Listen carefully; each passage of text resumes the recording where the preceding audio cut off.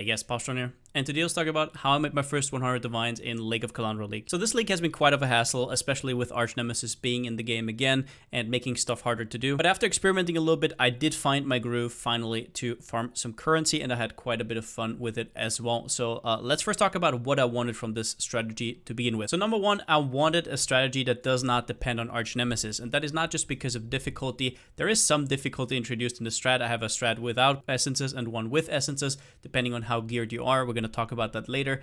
But basically, I just wanted to not have a loot fiesta because a lot of the loot has been changed, and now Arch Nemesis mobs are a lot of the loot, and that is just kind of RNG dependent. So what I wanted is something that is not as spicy, but a lot more reliable to get people into the league. I also wanted this to be low investment. That means no stuff like Delirium, no expensive scarabs, no scarabs in general, actually, in this strat, although I will obviously talk about alternatives that you can do once you have currency. And then I also wanted a strategy that has low gear requirement. One thing is I did include essences, and they are currently, I would say, semi-hard. They have been nerfed already, and they will be nerfed, I think, when this comes out one day later or something. So it might already be a lot easier whenever you're watching this video, but I will still provide a tree without essences because some people are struggling with those. So in general, there's no Delirium here. There's no Metamorph here, which is still extremely scary. Nothing that would like require you to have high-end gear. But yeah, let's go right into the Atlas passive tree and how we make our currency. So the number one thing is we have a lot of things going on here. Eldritch Altars, Expedition, Essences, Strongboxes. These are all things that we're kind of including in here. And all of these main methods like Eldritch Altars, Expedition, and Essences, which are the three top ones, all have already fixed loot, so they cannot be screwed up by any quantity bonuses that GG maybe took away. They're completely independent from that. They have fixed rewards. Now, most of your currency will come from altars, actually. These have not been changed, and they are as strong as ever, especially with Eldritch currency being even more expensive than last league. They're going to drop you a ton of Awakened Sextants, a ton of Orb of Unmakings, just in general, a lot of raw currency, and they have nothing to do with quantity once again. So we're going to take this cluster here. Eldritch Gaze is basically a no-brainer.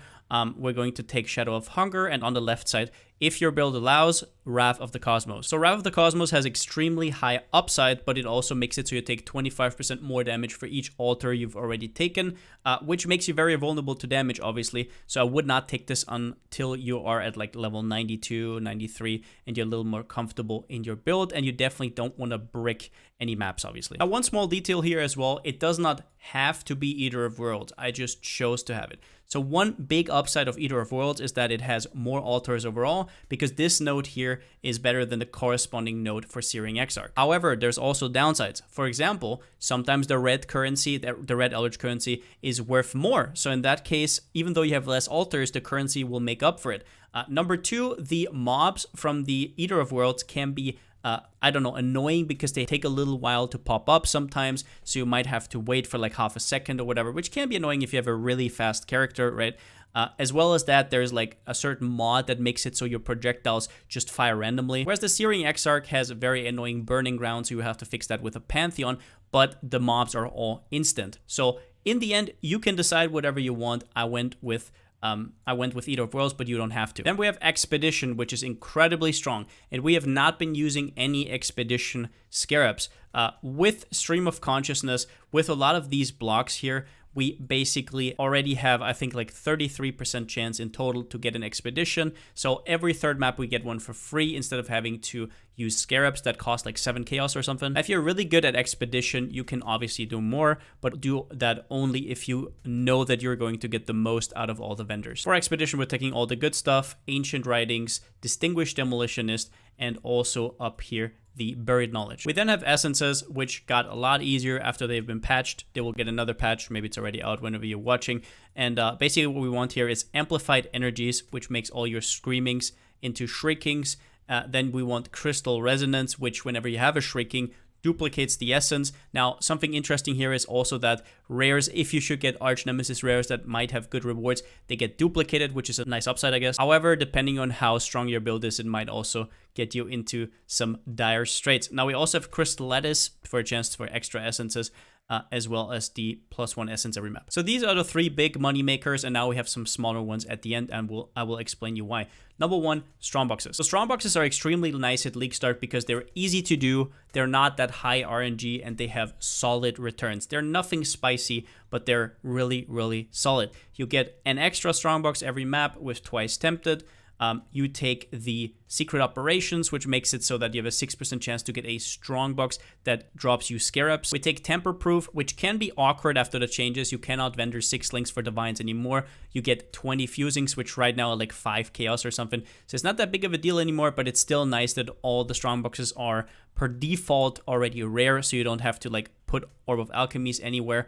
And then we also have this big cluster up here, which basically makes it so you have better chance to drop the good kind of strong boxes like Cartographer, Diviners, and also the Arcanist strongbox. And it makes it so all the currency, divination cards, and maps in the strongboxes are duplicated, which is honestly pretty nice because something you have to know is currency gets duplicated is not just for Arcanist strongboxes, that is for everything. So if a random Chaos Orb drops out of any strongbox, you get 2 instead. If a random divination card or random maps drops anywhere, these are all duplicated. Now, strongboxes in general are not the best buck for your points in the world, but they're very fast to do. For example, if you introduce something like Breach or Legion in your map, you can do that, but your maps will also take longer. Whereas strongboxes, you click on it, you kill everything, you move on. They're also just incredibly easy to do, which makes it perfect for a league starter build. We then have Heist, which isn't the highest return ever, and it's also annoying to sell unless you're on TFT.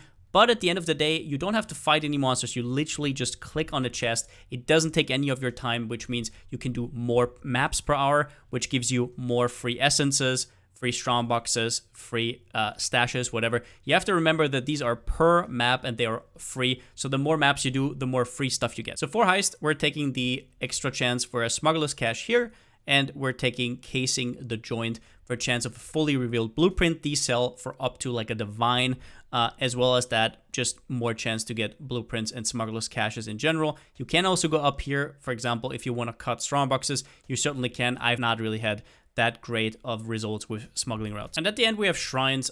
People aren't really sure why I'm picking shrines because I'm not even running a goal. Number one thing, if you have a goal, shrines are basically a no-brainer. But even if you don't, I still think shrines are extremely good at league start because at league start, it's not just about getting currency, it's also about getting power. Now, shrines might seem like an odd choice, especially since I'm personally not running a goal, but I can assure you it's not. It's kind of a no-brainer in a league start scenario simply because your character is not that strong. If you get a speed shrine, you will clear the map faster, which is basically like getting currency because you can run more maps per hour, or you will complete your atlas faster. If you get a damage shrine, you will deal more damage, also killing stuff faster.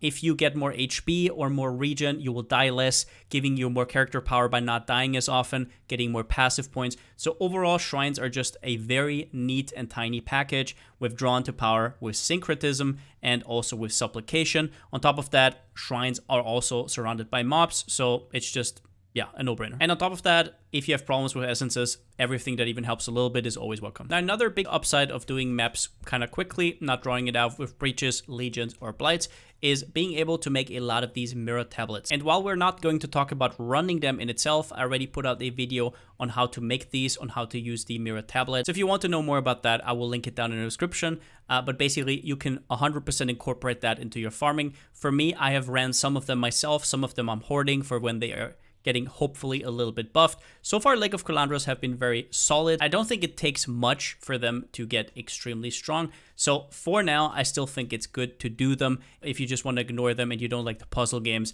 that's totally fine as well. As for this money here has not been influenced. I think I have like 1 or 2 tablets that I actually sold for divines because they had the reflection of Kalandra in there. But other than that, it did not influence this currency at all. I was just hoarding these tablets. Now, next up, let's talk about the Atlas and map sustain. Number 1, I have 12 favorite slots here. For this to work, I'd say you probably need 6 to 7. However, it could even go lower. Just to give you a little bit of a reference, I'm running atolls and mud geysers, and currently this is the amount of mud geysers I have. I could not fit them into the map tab anymore, and I started out with like 5. And the way you do this is by having shaping the valleys, shaping the seas, shaping the skies, shaping the mountains. You might think it is overkill. It kind of is, but at the end of the day, I like swimming in maps more than having none. I don't really like buying them, and I'm also using singular focus. So when it comes to singular focus, this gives you a 200% more chance for a map to be favored, which is huge.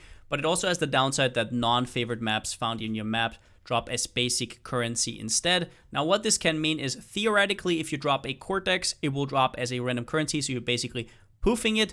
Other than that, Shaper maps are going to poof. Elder maps will still appear because they can have your favorite map, and Conqueror maps, same, they can also still drop. However, they don't drop very often. It doesn't really make a dent when compared to never having to worry about your map pool. So if you don't want to run this, you might have to buy maps at some point. Maybe you don't, you can try it out. For me, it was just an absolute no-brainer. Now, when it comes to favoriting, as I said, I am running Atolls and I'm running Mudgeyser, and that is because I like those maps and they are both next to each other. Connected maps are important, number one, because bosses have a certain amount of chance to drop connected maps no matter what. And also on the small passive tree, you have a lot of these small nodes that also drop connected maps. So whenever you drop those, if they are something that you also want to run and that you can stomach, then you basically have way more map sustain. Running one map that you like, totally fair, but usually kind of hard to do at league start whenever you don't have currency to kind of like substitute with scarabs and stuff like that. So if you have these two maps next to each other, it will basically be impossible to run out of it. Now, when it comes to favoriting, the most important part you have to understand is that no map that isn't favored can drop. So you have to favor all the maps that you still want to drop, and those two maps are the two maps you're basically ping-ponging between, is how you say it. So you have Atoll, and then you have Mudgeyser. So both have to be at least favored once. Now, I really love Atoll. I think it's a really nice layout. It's always the same. I don't have to think about anything. So I favor Atoll as often as I can, whereas Mudgeyser, I only have once here, and that is for two reasons. Number one, so that they don't get eaten, because if I don't have it, it cannot drop because non-favored maps just drop as basic currency and never actually appear. And number two, also because of how connected map drops work, for example, from a boss or from these small passive points here. Because what happens is there is not just one connected map, there is 4 connected maps. So usually you would have a 1 in 4 chance that that map is a Mudgeyser, but if you have one favorite here, the 1 out of 4 actually becomes more like 70-80% because now you get an extra weighting of 10 here. So whenever it draws for a map, it will say 1, 1, 1, 11. So however many favorite slots you have open, put the map that you kind of have to run maybe to sustain the other one just one time here, and the rest fill it up with the map you want to run. Now, my personal recommendation would, for example, be Atoll and Mudgeyser, but you can basically do whatever you want. Also, if you have less Void Stones, I currently have 4 Void Stones. Let's say you just have 2. You can, for example, run Mesa and Forking River, which is also a nice combo. You can also do Dunes and Ashen Woods. The world is your oyster. Just make sure that it's at least T14. Both of them have to be at least T14 because that's what you have to do in order to use either of worlds. However, one big thing for a currency would be if you, for example, get to the map boss quickly. Now, as for Mesa, I don't love Forking River, so that's why I decided against Mesa, but Mesa is the perfect map for this. Atoll is also quite good. The reason why you want to get to the boss, I will explain to you in a bit when we do the map showcase, and I'll show you what's happening with the altars. Now, in terms of juicing, we don't do much. We have our Atoll here, for example, which is my favorite. We put 4 chisels on, so we have the 20 quality. We put an Orb of Alchemy. We see what we run. In this case, I don't have to reroll. I will just keep it like this. We don't go for any quantity. We don't go for any pack size. This is it. Next up, let's go to the map device. I'm using the Eater of Worlds influence. You can also use the Searing Exarch influence. We put in the map, and now what I personally do, because I'm running the Essence version, is I also apply Essence. Gives me 2 additional Essences for 2 Chaos, which is basically always worth it. And I'm using no fragments, and that is for a few reasons. Number one, it isn't really worth it in this strategy. We're just waltzing through the maps. Number two is you get Stream of Consciousness, which at the cost of not using any fragments can give you extra content, which is basically everything you see here. It is Expedition, it is a Smuggler's Cache, it is an extra Strongbox, it can be an extra Shrine, whatever. But all right, let's just start the map here. So we clicked on Essences, we paid 2 Chaos. Now there is 2 important things to know about running the strategy. Number 1 is about the altars, and number 2 is about the essences, when to corrupt them. We're going to talk about that in a second.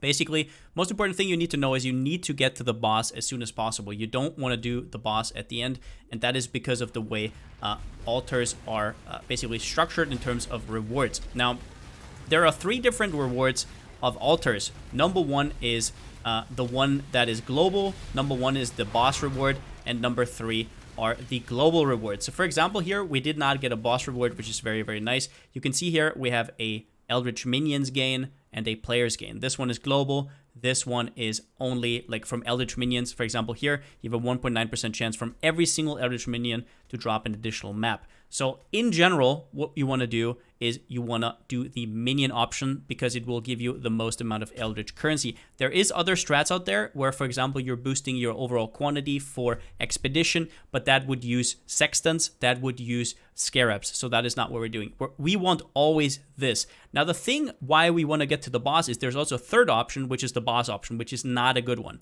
And when we kill the boss first, we eliminate that option for all the altars that come after. So for example, because the boss is still living, we would have a chance here that this could be blocked. We did not get the good one that we want. This could be a boss reward, and we don't want that. So we want to get to the boss as soon as possible. In this case, we killed everything. Let's move on. And now we have 1 Wrath of the Cosmos deck. So should we get an altar that gives us Eldritch currency, what is going to happen is, in this case, this essence is completely worthless. It only has low-level essences. So let's move on. What's going to happen with every Wrath of the Cosmos deck is we have chance to not only duplicate that Eldritch currency, we also have a chance to upgrade it from tier 1 to tier 3, basically meaning it's worth more. Let's put down our totems. Let's kill this boss real quickly. So after we kill this boss, now what happens is we cannot get that 1 altar anymore, so all our altars now will be good. But let's move on. So let's go down here. Now, what you have to know, for example, if you want to roll Atoll as well, which I just really, really like, it's a really easy layout. What you want to know is it's always a circle with like a bridge in the middle. So we'll show you what I mean. So this is where we came in from, and then you go right to the right side. The boss is always here. There's no guesswork, right? And then after you killed the boss, you get out here. There's like a circle. You come back to where you were, and there's also a bridge in the middle up top where we're basically going to connect, and that is where you're going to end at the end. So let's pick up our stuff. Let's move on. So here we got an expedition. We're gonna leave this one out. If you don't know about expedition, I cannot explain this in this video, but if you don't know, I do have an expedition guide out. Now, let's also leave the mirror tablet out. I do have a mirror tablet guide as well. So let's see if we can find another altar or if we can't. Basically, this is all you do. Sometimes you get good rewards with good maps. Sometimes you don't. Sometimes you get good essences. Sometimes you don't. Let's get to this essence here. Let's see if it's worth to corrupt. In this case, it isn't. It is a shrieking one though, so it does get duplicated by the passive nodes. There's also strongbox here. Let's see if we find something. To be fair, my filter is pretty damn tight. So let's just move on. This one we cannot corrupt because it already has a remnant of corruption. And there is another altar. Chance for additional scarab. Let's see if we drop one. All right. In this case, we got a Gilded Harbinger scarab, which is nice. Now let's open this one. I think this one does not get duplicated. This one does get duplicated because it has a shrieking one as well. Now we go up. There's more mobs here. They all have a chance for extra scarabs, as you can see here. So, as you can see here, very weird what GG did with the loot this league, but it doesn't matter for the altar rewards because they are always static. They have nothing to do with quantity. It doesn't matter how much quantity you have. I'm going to finish this expedition off screen, but I think basically you got the gist of how to run these maps. Now, when it comes to selling stuff, most of the good currency strategies have a problem where there's a lot of small stuff to sell, which is why you want to do more of like sessions. You don't want to sell all the time. When you don't want to sell whenever you drop an essence. You want to farm for like, I don't know, 10, 20, 30 hours, however long you have, maybe just 5 hours, right? And then you want to sell everything at the end in bulk. I do have a bulk selling guide, which I'm going to link down below. If you have never watched that, I plead with you, if you don't know how to sell big quantities of things, that is how you make currency. I see so many people having so much currency just lying around that they're saying, I have no currency, I don't know how to make chaos.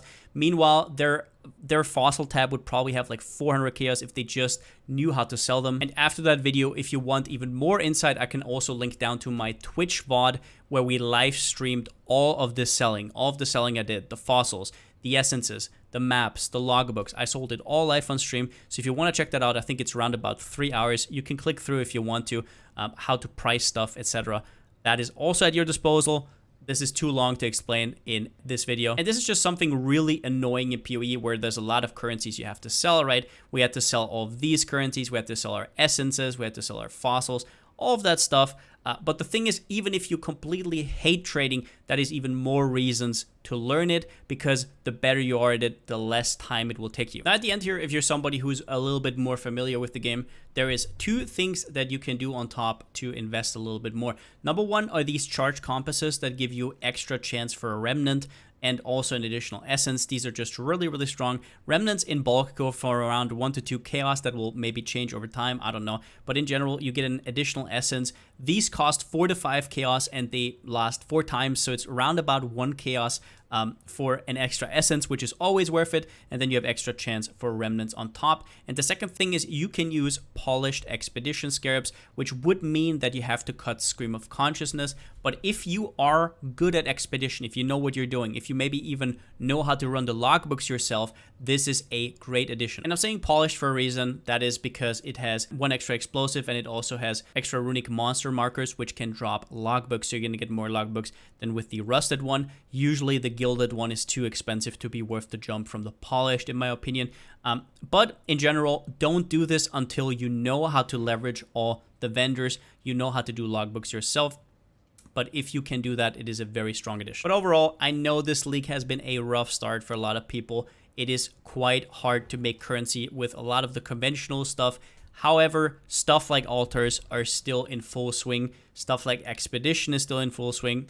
I don't know what GG is going to do about some of the other issues that arose, but in general, that I can tell you that with a strategy like this, you're not going to feel any difference to last league. So if you're still in for some Path of Exile, this will be a very good Kickstarter for your league, get you some currency that is not RNG gated. But yeah, maybe you learned something from it.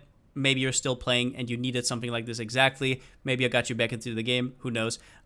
Either way, thank you for watching the video and see ya. But that's it for the video. If you liked it, give it a thumbs up, and if you haven't already, subscribe. As always, a huge shout out to my Twitch subscribers and my Patreons. I couldn't do videos like this without you. Thank you so much for the support. And yeah, after a rough start, I'm now kind of feeling the league. Not gonna lie. Getting into a little bit of currency. A lot of stuff still has to be fixed with Arch Nemesis, with loot drops, maybe with Harvest. Overall, I will just deep dive into the next build. That's what I like to do in this game, so maybe that can kind of distract me from a lot of the other stuff that's going on. I'm still having fun with Path of Exile. I'm too addicted to give up. Sue me, it is what it is. But with that being said, since I still don't have a slogan, see you next time.